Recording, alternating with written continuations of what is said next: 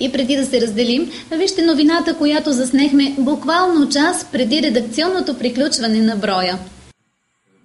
Фирма Direct Petroleum става новият генерален спонсор на футболния клуб на Червен бряг с начално дарение от 10 000 лева. Това бе обявено официално днес с кратка пресконференция в община Червен бряг, на която присъстваха представителите на фирмата концесионер на газонаходището в Девенци, Direct Petroleum, и фирма Таси Долни Дъбник.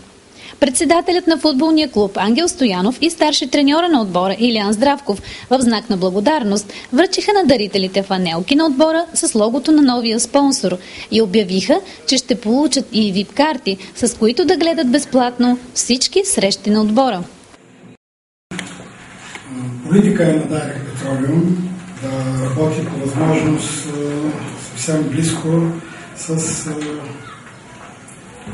общинската местна власт, с хората от общината, от общините, където провежда своите проучвателни, а в съвсем близко бъдещи и добивни дейности. Direct Petroleum работи в този район повече от 10 години.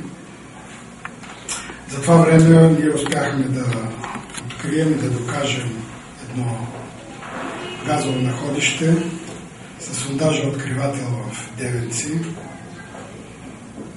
Ние се надяваме, че след като подпишем концесионен договор, който очаквам да стане до средата на тази година, до края на следващата ще започнем регулярен добив и ще бъде изградена връзката с националната газопреносна система. И това находище съществено да подобри енергийната ситуация на страната. В същото време в село Девенци, където ни е била основната дейност, ние сме работили близко с хората, с каквото сме могли, каквото е било необходимо. Сме се опитвали да помагаме и на читалището, и на пенсионерския клуб, сега и на общината, футболния клуб. И за нас е удоволствие и ангажимент винаги да се чувстваме полезни не само с находището, с газа, който сме открили и който ще добиваме, но и с чисто човешката съпричастност към нуждите и потребностите на местните хора. На пресконференцията господин Тонев използва възможността да представи новият управител на Direct Petroleum.